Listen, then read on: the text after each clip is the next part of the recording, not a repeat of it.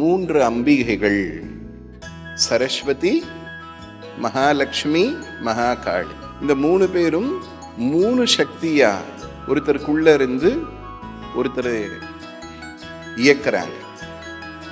ஞான சக்தி, இச்சா சக்தி, கிரியாசக்தி. இந்த மூணும் கலந்த நாராயணின்ற இந்த மகாசக்தி எங்கேயோ வெளியே இருக்காங்கன்னு, வெளியே கிடையாது, நமக்குள்ளவே தான் இருக்காங்க.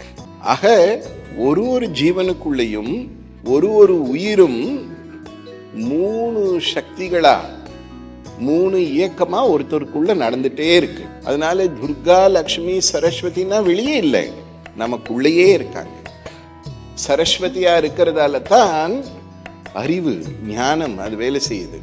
மகாலட்சுமி இருக்கிறதால தான் நல்ல விஷயங்கள் மேல ஆசை வருது. துர்கை இருக்கிறதால தான் நாம நினைச்சதை செய்யக்கூடிய சக்தி கிடைக்கிறது.